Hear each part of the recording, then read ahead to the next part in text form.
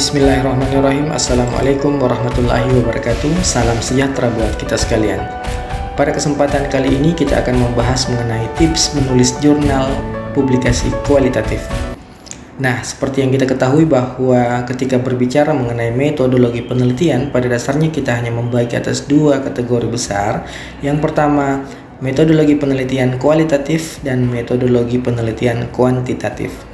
Adapun pengembangan dari dua metodologi ini biasanya di-mix menjadi metode gabungan atau yang disebut dengan mix method, ya, penggabungan antara metode kualitatif dan metode kuantitatif. Nah, dalam hal publikasi karya ilmiah, dalam penyajian data, ketika berbicara mengenai penyajian data atau publikasi data, publikasi karya ilmiah, itu juga dibagi atas dua bentuk sesuai dengan metodologi penelitian yang kita gunakan pada saat meneliti. Ada kualitatif dan ada juga kuantitatif.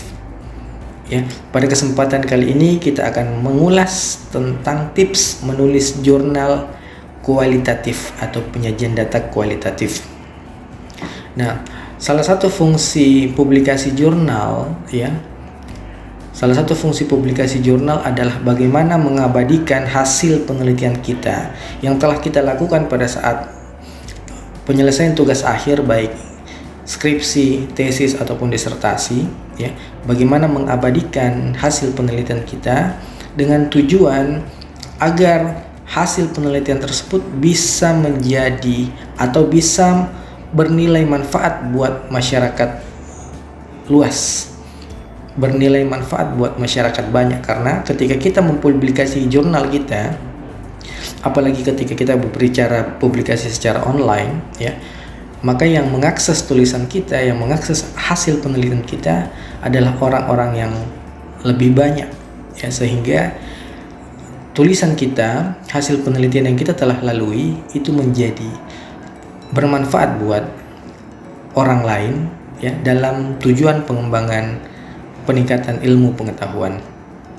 Jadi langsung saja bahwa untuk kali ini kita akan membagi pembahasan tentang tips menulis jurnal penelitian kualitatif dalam beberapa kategori. Yang pertama, menentukan judul, ya, menulis abstrak, menulis latar belakang. Yang keempat, bahan dan metodologi, penyajian hasil, pembahasan, kesimpulan, dan daftar pustaka. Yang terakhir mungkin ada kata kunci, ya. Jadi apa yang menjadi penjelasan kita pada kesempatan atau sesi kali ini adalah penjelasan-penjelasan yang secara umum terdapat pada template penulisan jurnal, ya.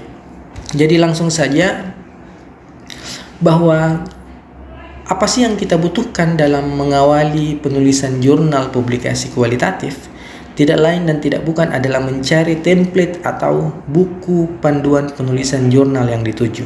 Kenapa? Karena setiap layanan jurnal yang ingin kita tuju, pada setiap layanan jurnal yang akan kita jadikan target sasaran dalam mempublikasi tulisan kita, itu punya ciri khas, punya karakteristik, ya, sesuai dengan template yang disediakan oleh layanan jurnal tersebut. Jadi di template tersebut telah mengatur tentang hal-hal yang sifatnya konseptual dan hal-hal yang sifatnya teknis, mulai dari pengaturan huruf, ya, jenis huruf, layout, ukuran huruf, dan aturan-aturan teknis lainnya. Jadi sekali lagi saya katakan, untuk mempermudah kita dalam menulis dan membuat jurnal kualitatif ataupun kuantitatif, sebenarnya tidak lain dan tidak bukan adalah melihat template dari layanan jurnal tersebut. Baik, untuk poin yang pertama yang akan kita bahas adalah menentukan judul tulisan. Ya, ada ketentuannya. Yang pertama, judul tulisan utamanya ketika berbicara tentang kualitatif, judul itu harus mampu menggambarkan hasil penelitian kita. Sebenarnya untuk poin ini, baik kualitatif maupun kuantitatif itu berlaku umum. Jadi mau kualitatif mau kuantitatif, ketika berbicara judul, maka judul itu seharusnya mampu menggambarkan hasil penelitian. Jadi dibuat judul seringkas mungkin, ya. Namun judul tersebut harus menggambarkan hasil penelitian yang kita telah lakukan sebelumnya. Ya, ini saya ulang, judul dibuat seringkas dan semenarik mungkin. Kenapa harus ringkas dan menarik? Karena biasanya ketika berbicara layanan jurnal, ya, misalnya ketika berbicara standar SINTA di Indonesia ada layanan standar publikasi jurnal yaitu SINTA. Ya, ketika berbicara tentang standar publikasi, ketika semakin rendah SINTA yang dituju, ya, akreditasi jurnal yang dituju semakin tinggi, ya misalnya SINTA 2 ataupun SINTA 1, maka jangankan isi tulisan kita, bahkan judul tulisan pun, judul artikel pun kadang biasanya dilakukan uji plagiasi. Jadi semakin banyak judul yang mirip, maka biasanya layanan jurnal tersebut menolak judul yang kita ajukan. Ya, jadi semakin tinggi kualitas akreditasi jurnal tersebut, biasanya ditandai dengan semakin tinggi kualitas jurnal akreditasi, biasanya poin sintanya, ya, sintanya itu semakin rendah. Jadi kalau berbicara layanan SINTA untuk publikasi jurnal, standar akreditasi jurnal itu mulai dari SINTA 1 dan sampai SINTA 6. Jadi semakin rendah sintanya, ya, mulai dari 6, 5, 4, 3, 2, 1, biasanya syarat yang dibuat oleh layanan jurnal tersebut semakin ketat juga. Ya, jangankan isi publikasinya, isi artikelnya yang diuji plagiasi, bahkan judulnya pun diuji plagiasi. Jadi di sini dituntut kita sebagai penulis jurnal untuk membuat judul semenarik mungkin. Jadi ada beberapa tips yang harus kita perhatikan dalam menulis judul publikasi, khususnya publikasi dalam metodologi kualitatif, dalam penyajian data kualitatif. Yang pertama, ambillah judul dari temuan variabel penelitian yang paling menarik. Jadi biasanya ketika berbicara penelitian kualitatif itu kan ada beberapa variabel penelitian, yang kadang variabel-variabel tersebut merupakan variabel-variabel yang baru maksud saya artinya variabel yang tidak diusung pada saat proposal penelitian, namun realitas tersebut, variabel tersebut muncul di lapangan saat kita melakukan penelitian. Ini yang saya maksud variabel baru saat melakukan penelitian.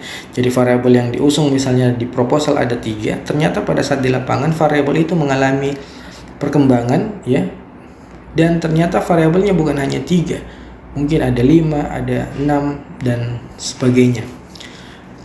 Nah, tips yang pertama adalah mengambil judul, redaksi judul sesuai dengan variabel yang paling menarik saat kita melakukan penelitian. Ini akan saya berikan contoh di slide berikutnya agar penjelasan ini dapat diserap dengan lebih cepat dan lebih mudah dimengerti. Itu yang pertama. Yang kemudian kedua adalah buatlah headline dari topik atau variabel yang unik. Ini juga akan saya contohkan sebentar. Ketiga adalah dalam menulis judul, ya, ini adalah hal yang paling penting dalam menulis judul, itu menggunakan bahasa yang provokatif. Kenapa? Agar ada daya tarik pembaca dalam membuka atau membaca isi jurnal kita secara keseluruhan, ya.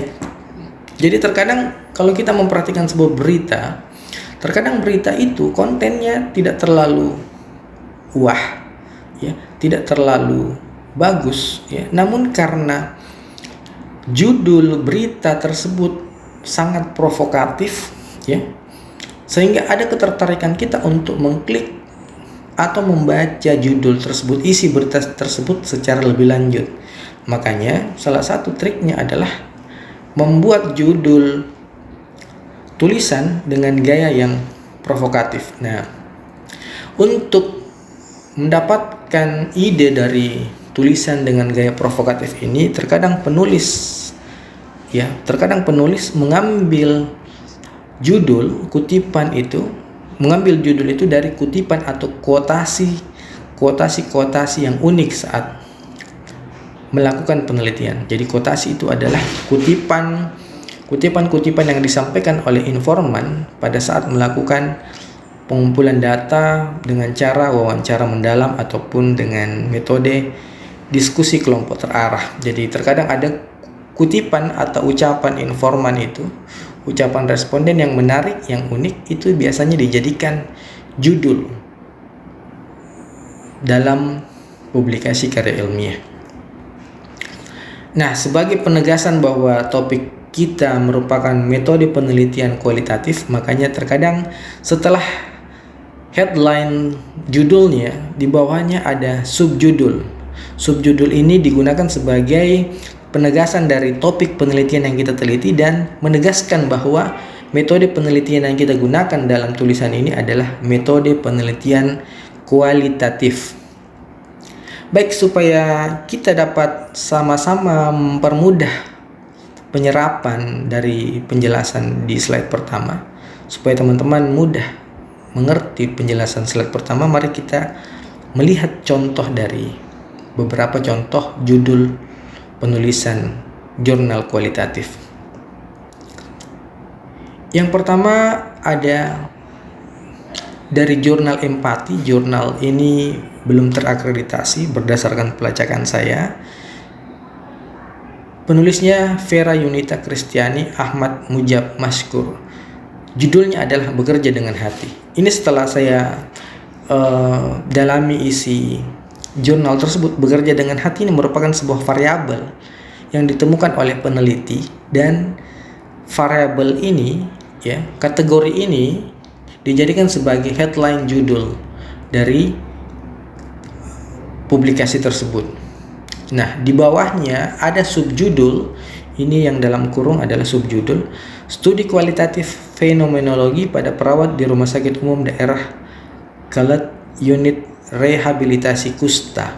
Nah, yang dalam kurung adalah subjudul, sementara yang di atas dengan kalimat Bekerja dengan Hati merupakan headline dari judul publikasinya. Nah, Bekerja dengan Hati ini diambil berdasarkan kategorisasi pada saat melakukan analisis data. Jadi kesimpulannya, bekerja dengan hati ini adalah merupakan kategori yang terbentuk saat peneliti melakukan analisis data untuk tahap kategorisasi. Jadi kategori bekerja dengan hati dijadikan sebagai headline dari judul.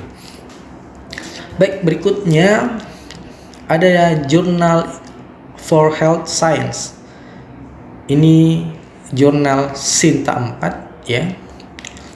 Judulnya cukup menarik, cukup provokatif. Saya tidak takut mati. Ya. Judul ini ditambah dengan subjudul Mispersepsi terhadap iklan bahaya merokok di Ponorogo. Nah, kalau kita cermati untuk headline saya tidak takut mati, ini diambil dari salah satu kuotasi yang disampaikan informan saat melakukan wawancara. Dia mengatakan bahwa saya tidak takut mati tentang bahaya merokok yang disampaikan di beberapa iklan.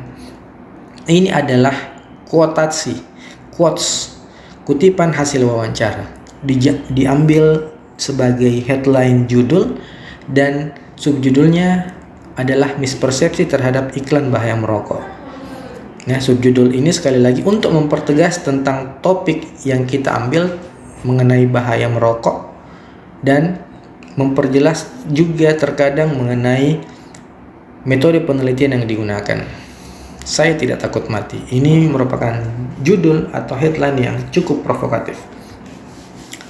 Nah, ini ada yang mirip dari jurnal Berita Kedokteran Masyarakat. Kebetulan penulisnya adalah rekan saya, Diaur Rahman.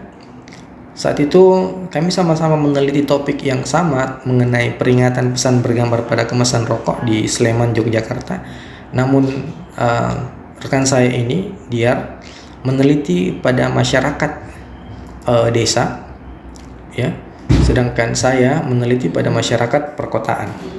Nah, saya tahu persis bahwa orang desa tidak takut mati ini adalah salah satu kuotasi juga yang telah disampaikan oleh salah satu informannya, sehingga rekan saya ini dia mengambil kuotasi tersebut dan menjadikannya sebagai headline judul, orang desa tidak takut mati. Kemudian menambahkan subjudul, studi kualitatif coping masyarakat terhadap peringatan bergambar pada kemasan rokok dengan pendekatan grounded theory. Ya.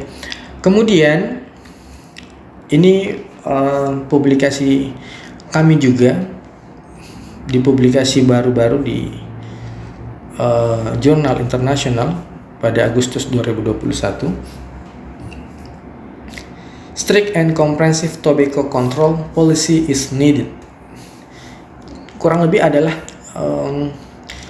dibutuhkan pengendalian tembakau yang kuat dan komprehensif. Dibutuhkan kebijakan pengendalian tembakau yang kuat dan komprehensif. Ini ditujukan kepada redaksi ini ditujukan kepada pemerintah agar kedepannya membuat sebuah kebijakan pengendalian tembakau, ya, pengendalian dalam menekan jumlah perokok yang lebih komprehensif lagi, yang lebih tegas lagi, yang lebih kuat lagi.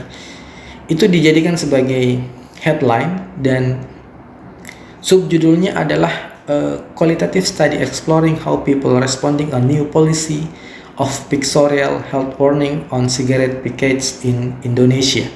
Itu adalah subjudul yang menegaskan bahwa publikasi ini adalah studi eksplorasi bagaimana respon masyarakat terhadap kebijakan baru peringatan pesan bergambar pada kemasan rokok di Indonesia.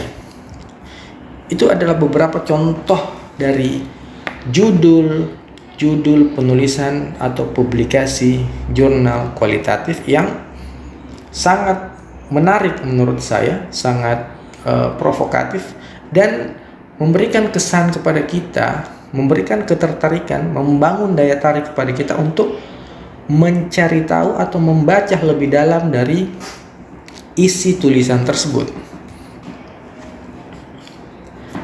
Poin yang kedua adalah abstrak. Ini abstrak saya rasa secara umum, ya, pada dasarnya sama saja bagaimana kita mendeskripsikan secara singkat, karena abstrak ini adalah intisari dari tulisan kita mulai dari awal sampai akhir, mulai dari latar belakang sampai kesimpulan dan saran.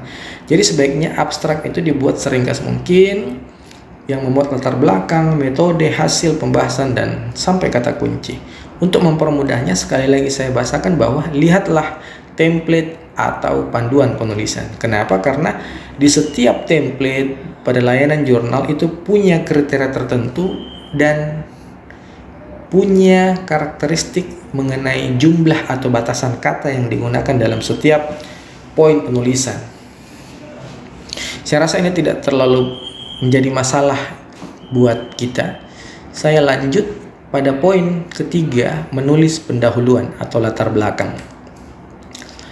Yang pertama adalah bagaimana kemampuan kita mendeskripsikan masalah yang akan diteliti. Ya, ketika kita ingin meneliti tentang masalah dampak peringatan bahaya merokok, maka kita mendeskripsikan tentang apa masalah yang akan diteliti. Nah, caranya adalah jelaskan masalah yang telah terjadi. Nah, tentunya untuk memperkuat itu kita harus melengkapi dengan data dan fakta yang telah kita punya. Kedua, kita menjelaskan kepada kita menjelaskan kepada audiens mengapa penelitian itu penting untuk kita teliti. Ketiga adalah apa manfaat yang diharapkan dari penelitian tersebut. Pada bagian berikutnya, kita menceritakan hasil penelitian yang telah ada sebelumnya. Maksudnya, di sini kita akan membandingkan tentang apa kesenjangan yang telah terjadi dari penelitian sebelumnya, apa kekurangan dari penelitian sebelumnya, sehingga kita menawarkan penelitian kita, ya, apa novelty, apa nilai kebaruan ketika kita ingin meneliti topik yang sama yang belum ditemukan oleh peneliti sebelumnya. Yang ketiga, sampaikan tujuan penelitian. Saya rasa untuk bagian ini seperti pada template-template pada umumnya yang memuat tentang apa masalahnya, apa yang diharapkan, dan apa tujuan penelitian kita. Berikutnya pada poin keempat, bahan dan metode, ya. Bahan dan metode. Mungkin pada template jurnal lain, mungkin di poin ini hanya menulis metode penelitian. Ya, ini memang variatif. Ada yang template yang menulis bahan dan metode, ada yang menulis metode penelitian saja. Saya ambil yang umum saja, yang lazim saya temukan, bahan dan metode. Jadi pada poin ini kita menjelaskan metode dan desain yang digunakan. Ya, karena ketika berbicara penelitian kualitatif, ada beberapa desain yang sering digunakan. Biasanya menggunakan fenomenologi, ada studi kasus, ada grounded theory, ada bibliografi, dan ada etnografi. Jadi ada beberapa macam desain. Nah, di sini kita dituntut untuk menyebutkan dan menjelaskan pendekatan atau desain yang digunakan dan disertakan justifikasi ilmiah. Misalnya ketika di penelitian ini kita menggunakan metode kualitatif dengan pendekatan fenomenologi, itu alasannya kenapa? Ataupun sebaliknya, kita menggunakan studi kasus, grounded theory, ataupun metode dan desain yang lain, itu alasan ilmiahnya kenapa? Apa alasan kita sehingga menggunakan pendekatan tersebut dan tidak memilih pendekatan yang lain? Kemudian poin berikutnya, kita disarankan untuk mendeskripsikan cara pengumpulan sampel. Kita disuruh menceritakan bagaimana proses kita dalam mengakses informan-informan tersebut. Apakah kita mengunjungi dari rumah ke rumah dengan menggunakan mungkin teknik snowball, atau menggunakan teknik accidental sampling, atau menggunakan purposive sampling, dan macam-macam sebagainya.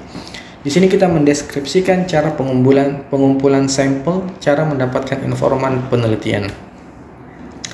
Nah, sampaikan karakteristik responden, sampaikan karakteristik sampel yang sekiranya punya relevansi dengan topik penelitian. Jadi misalnya topik kita adalah rokok, maka sampaikan karakteristik sampel yang kiranya punya relevansi dengan topik rokok, misalnya umur atau jenis kelamin, lama mulai merokok, dan lain-lain. Jadi tidak perlu menjelaskan karakteristik sampel yang tidak punya relevansi dengan topik, ya, misalnya hobi ataupun yang ya sekiranya tidak ada relasi langsung antara karakteristik tersebut dengan topik yang kita angkat.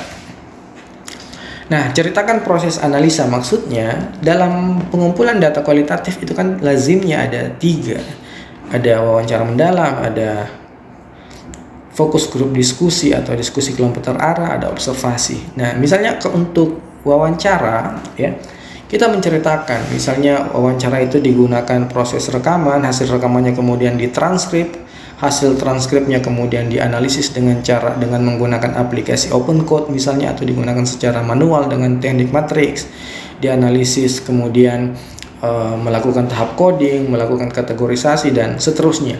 Ini diceritakan proses analisa dari tahapan-tahapan yang kita telah lalui sebelumnya. Nah, yang tidak kalah penting adalah bagaimana menyampaikan model keabsahan data, trustworthiness. Ini yang paling penting dalam bagaimana memvalidasi data kualitatif itu. Ya, apakah kita menggunakan triangulasi sumber, triangulasi waktu, apakah kita menggunakan member checking, dan lain sebagainya. Kita jelaskan metode apa, metode keabsahan data apa, atau jenis keabsahan data yang seperti apa yang kita gunakan saat melakukan penelitian itu. Hasil penelitian. Saya bagi atas yang pertama ketentuan, ya. Uraikan masing-masing variabel atau kategori yang ingin ditampilkan, ya. Jadi terkadang kalau penulisan publikasi karya ilmiah yang misalnya kita berangkat dari hasil penelitian skripsi misalnya, terkadang di skripsi atau hasil penelitian tersebut yang kita tulis di skripsi, temuan kategorinya atau variabelnya ada 6. Nah, ketika hasil skripsi tersebut kategorinya ada 6, temuan kategorinya atau temuan variabelnya ada 6 atau ada 8 ya. Saat kita ingin mempublikasi itu tidak mutlak kita sampaikan semua 8 kategori itu.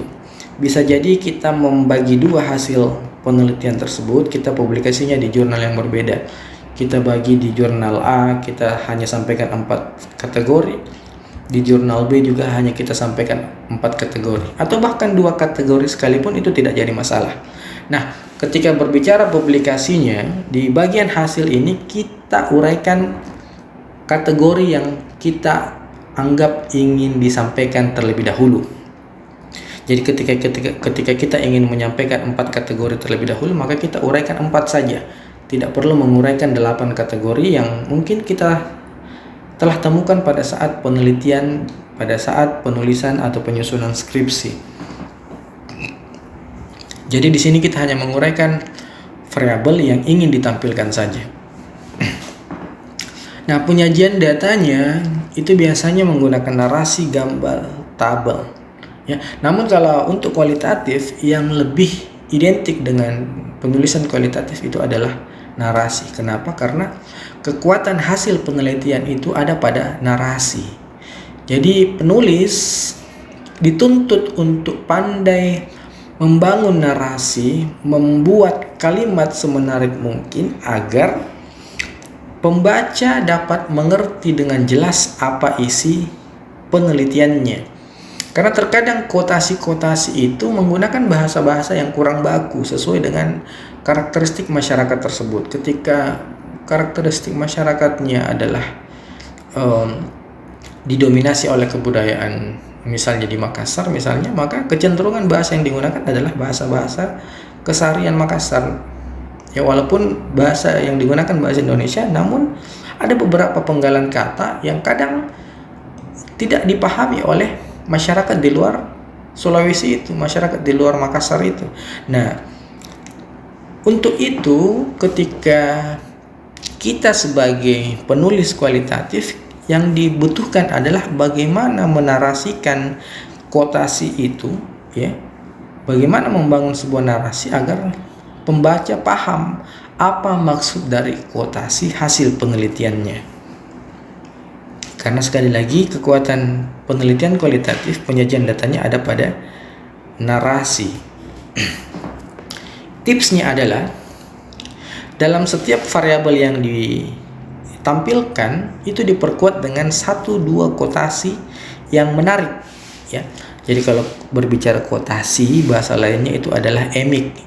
Emik itu adalah ungkapan langsung dari informan, ungkapan langsung dari sampel atau subjek penelitian. Jadi kita cari 1-2 kuotasi yang paling menarik, yang paling berkesan, ya, yang paling bagus, yang akan memperkuat variabel yang ditemukan. Ya. Kita cari 1-2 kuotasi tersebut yang paling representatif, yang mewakili variabel atau kategori yang telah kita bangun sebelumnya. Nah, jika kuotasi atau emik tersebut dalam bahasa daerah, ya seperti yang saya bilang tadi, maka penulis harusnya atau sebaiknya mentranslate, menerjemahkan kuotasi itu ke dalam bahasa Indonesia. Jadi diterjemahkan dulu ke dalam bahasa Indonesia, kemudian kita narasikan dengan menggunakan bahasa-bahasa yang lebih terstruktur, yang lebih baku sesuai dengan kaidah penulisan bahasa Indonesia. Ya. Jadi kalau kita translate itu ya tidak perlu sesuai dengan kaidah bahasa Indonesia, yang jelas sesuai dengan makna yang disampaikan oleh informan dalam bahasa daerah. Jadi ketika bahasa daerahnya sekian, maka translate-nya juga harus sekian. Ya. Kosakatanya juga harus sama. Ya. Tidak diparafrase, hanya diartikan, ya. Beda ya ketika kita mengartikan dengan kita memparafrase. Artinya ketika kita memparafrase dalam bentuk narasi, kemungkinan kalimatnya cuma 5 atau katanya cuma 5, namun ketika dinarasikan, ditulis dalam bentuk paragraf, katanya bisa menjadi banyak. Maksud saya seperti itu. Jadi ketika emiknya adalah bahasa daerah, maka kita harus translate dulu, diartikan ke dalam bahasa Indonesia, kemudian kita narasikan menjadi sebuah kalimat yang lebih terstruktur, lebih baku sesuai dengan kaidah bahasa Indonesia. Entah nanti jadinya 1 paragraf atau 2 paragraf. Nah, yang ketiga adalah kita tetap melakukan parafrase. Ya, jadi menarasikan sebuah quotes, sebuah ungkapan informan, ya, kita tetap melakukan parafrase, ya, yang sesuai dengan kaidah bahasa Indonesia yang baku dan teoritis. Nah, itulah yang disebut sebagai etik. Etik itu adalah format narasi, ya, yang membahasakan atau menarasikan hasil kuotasi yang sesuai dengan kaidah bahasa Indonesia. Jadi ketika emiknya tadi belum terstruktur, belum baku, maka tugas etik di sini, tugas narasi, ya, atau tugas seorang penulis menarasikannya dalam bahasa-bahasa yang lebih baku, yang teoritis. Nah, bahasa-bahasa baku dan teoritis inilah yang disebut dengan etik. Kalau bahasa asli dari informan, ya, itu disebut emik. Namun catatannya ketika membuat narasi, ya, selain diperhatikan aspek yang menarik, ya, sebisa mungkin narasi yang kita buat tidak terlalu hiperbola, artinya tidak keluar dari makna yang sebenarnya. Jadi jangan kuotasinya hanya bilang 5, ya, kita menarasikannya menjadi bermacam-macam yang sebenarnya sangat jauh, maknanya sangat melampaui dari makna yang sesungguhnya. Catatannya seperti itu. Kemudian saya akan berikan contoh hasil penelitian, penulisan hasil penelitian. Ini masih tulisan saya dipublikasi di tahun 2021, awal tahun kemarin. Judulnya Konstruksi Sosial Remaja Pecandu Game Online. Ini dipublikasi di Sinta 4, salah satu layanan jurnal di Kota Palu. Nah, coba kita perhatikan bahwa yang kuning ini adalah emik dan yang hijau ini adalah etik. Jadi emik itu adalah kuotasi, ya. Saya ambil 2 kuotasi yang memperkuat kategori yang pertama tentang peran orang tua. Poinnya memberi dukungan. Jadi poin memberi dukungan ini saya perkuat dengan mengambil 2 kuotasi yang sekiranya kuotasi itu, ya, yang sekiranya kuotasi itu punya relevansi yang kuat, yang paling memiliki relevansi, ya, terhadap kategori memberi dukungan dalam kaitannya peran orang tua. Jadi yang kuning ini, yang 2 ini adalah yang saya anggap paling representatif dalam memperkuat kategori di atas. Ini emiknya, sedangkan yang hijau adalah etik, ya. Jadi bagaimana saya menarasikan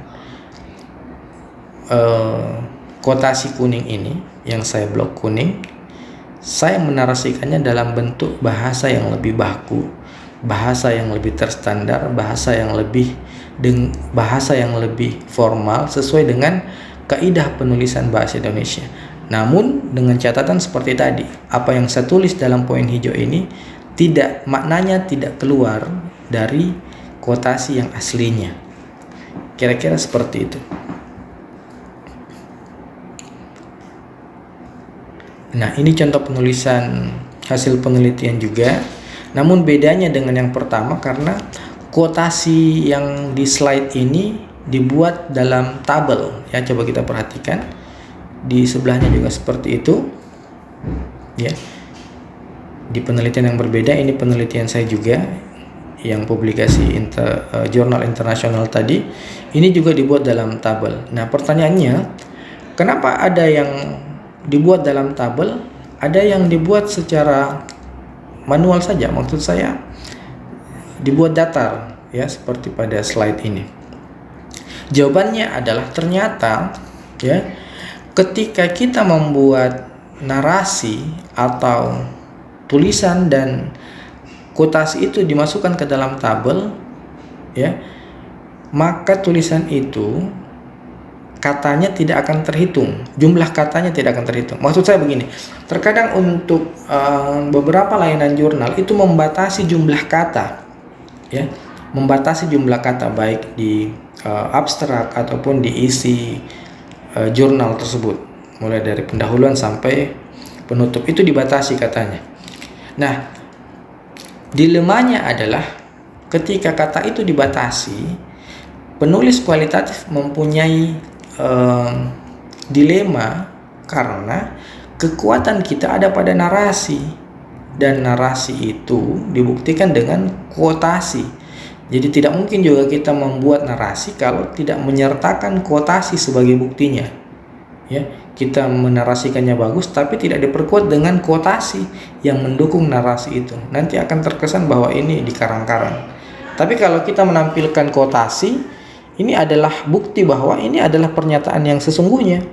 Ini adalah data yang langsung diambil dari lapangan, data yang langsung diambil dari hasil wawancara. Namun masalahnya adalah ketika kita terlalu banyak menampilkan kuotasi, maka konsekuensinya jumlah kata dalam tulisan kita juga semakin banyak. Untuk itu, untuk mengantisipasi hal ini, ketika jumlah kata itu sudah melampaui dari standar yang ditentukan, maka salah satu caranya adalah bagaimana menyajikan kuotasi itu ke dalam tabel. Karena ketika kuotasi kita dimasukkan ke dalam tabel, maka sistem tidak akan menghitung jumlah kata yang ada di dalam tabel. Sistem itu akan menghitung kata yang berada di luar dari tabel. Jadi ini sebenarnya adalah trik juga dalam melakukan penulisan kalau teman-teman ingin mempublikasi jurnal kualitatif. Ini dia ditulis di dalam tabel. Kenapa? Karena ketika dia ditulis di luar tabel, maka jumlah katanya ini akan terakumulasi. Ya, akan terakumulasi. Dilemanya ketika jurnal yang kita tuju membatasi, ya, punya batasan jumlah kata. Ya, saya rasa seperti itu maksud dari kenapa ada kuotasi yang dibuat dalam tabel. Jadi jawabannya begitu. Ini coba kita lihat ya, sama dengan sambungan pada slide sebelumnya. Nah, pembahasan saya rasa tidak terlalu sulit juga untuk poin ini. Jadi kalau menulis pembahasan, maka yang pertama dilakukan adalah paragraf pertama. Biasanya kalau saya awali dengan menjelaskan kembali atau merangkum hasil penelitian atau manuskrip dari jurnal. Ya, jadi ada repetisi, mengulang pembahasan sebelumnya, mulai dari latar belakang dan lain-lain. Saya rangkum menjadi paragraf yang ringkas yang menjelaskan isi dari hasil penelitian tersebut. Kemudian setelah itu kita bisa menguraikan masing-masing variabel yang diteliti dengan lebih rinci, ya. Jadi sesuaikan saja apa variabel yang kita sampaikan di hasil, itu juga variabel yang kita gunakan di pembahasan, ya. Harus konsisten. Kemudian kita bisa melakukan triangulasi data. Maksudnya adalah kita bandingkan hasil penelitian kita seperti apa, kita benturkan dengan teori dan kita bandingkan dengan hasil penelitian sebelumnya. Apakah ada kesamaan atau ada perbedaan? Itulah triangulasi data ketika penulisan pembahasan. Kesimpulan, kita sesuaikan dengan hasil temuan penelitian. Jadi apapun hasil temuan penelitian itu kita simpulkan, dan sarannya ya tidak lain kita sesuaikan dengan masalah yang ada pada kesimpulan. Jadi ketika kita menemukan kesimpulannya seperti apa, kita analisis kelemahan dari kesimpulan itu, kelemahan dari temuan penelitian kita. Nah, kelemahannya itulah yang kita tulis dalam bentuk saran atau dalam bentuk rekomendasi. Selanjutnya, daftar pustaka. Nah, yang paling banyak terjadi dalam penulisan skripsi, ya, maksud saya dalam penulisan publikasi karya ilmiah, terkadang penulis jurnal, ya, itu mengcopy paste daftar pustaka yang ada pada skripsi sebelumnya. Padahal ketika menulis jurnal itu kan tidak semua referensi, tidak semua sitasi yang kita gunakan di skripsi itu juga kita gunakan di jurnal publikasi, karena jurnal publikasi ini kan konteksnya lebih ringkas, lebih sedikit, lebih sederhana. Jadi logikanya tidak mungkin dong semua referensi yang digunakan di skripsi itu juga digunakan di publikasi jurnal. Jadi cukup gunakan referensi ya yang dimuat dalam manuskrip jurnal saja. Jadi jangan di copy paste referensi atau daftar pustaka yang ada di skripsi, kita pindahkan di daftar pustaka yang ada di jurnal penelitian atau artikel ilmiah. Jadi gunakan saja referensi yang digunakan dalam manuskrip jurnal mulai dari pendahuluan sampai pembahasan. Nah, ini juga yang paling penting, lihatlah ketentuan penulisan daftar pustaka. Kenapa? Karena setiap layanan jurnal punya ketentuan dalam penggunaan jenis daftar pustaka, jenis style penulisan daftar pustaka. Untuk mempermudah itu ya teman-teman bisa menggunakan aplikasi manajemen referensi. Di sini saya menawarkan penggunaan aplikasi Mendeley yang paling sederhana dan bisa diakses secara gratis ya. Namun ketika berbicara penulisan daftar pustaka manual itu ya minimal mempunyai minimal melengkapi beberapa syarat. Yang pertama punya nama penulis, kedua punya tahun terbitan, judul tulisannya apa, kotanya di mana, dan penerbitnya siapa. Itulah ketentuan dari penulisan daftar pustaka. Yang terakhir adalah kata kunci. Sebenarnya kata kunci ini tujuannya adalah mempermudah orang lain dalam mendapatkan topik penelitian kita. Jadi ketika topik kita terkait tentang rokok misalnya, atau peringatan bergambar pada bungkus rokok, ya bagaimana kita menyajikan daftar pustaka agar ketika orang mencari topik yang sama, maka Google ya misalnya akan menawarkan tulisan kita ya. Jadi di sini kita dituntut kepandaian kita untuk mencari kata yang sesuai dengan apa yang terdapat pada isi naskah kita. Nah, standar umumnya kata kunci itu adalah maksimal 5 suku kata. Tapi sekali lagi tetap lihat template jurnal yang dituju, karena ada juga jurnal, layanan jurnal yang hanya mensyaratkan 5 suku kata saja. Ya, jadi sekali lagi sebenarnya mulai dari pendahuluan tadi sampai poin ke-9 ini ya, sebenarnya kata kuncinya adalah lihatlah pedoman buku panduan. Saya rasa ketika kita melihat pedoman buku panduan, minimal kita tidak akan tersesat dalam perancangan penulisan artikel ilmiah kita. Saya kira seperti itu penjelasan dari saya. Saya akhiri dengan quotes bahwa jika kau ingin hidup abadi dan tak mati-mati, maka menulislah. Kenapa? Karena sesungguhnya tulisan kita lah yang nantinya akan membuat kita abadi. Kenapa abadi? Karena tulisan kita ketika kita publikasi pada layanan jurnal online, tulisan kita akan diserap, dibaca, dan dikonsumsi oleh khalayak banyak, dan tentunya akan menjadi nilai manfaat dan nilai ibadah jariah buat kita sekalian. Saya kira seperti itu. Saya akhiri dengan ucapan wabillahi taufiq wal hidayah. Wassalamualaikum warahmatullahi wabarakatuh. Salam sejahtera buat kita sekalian.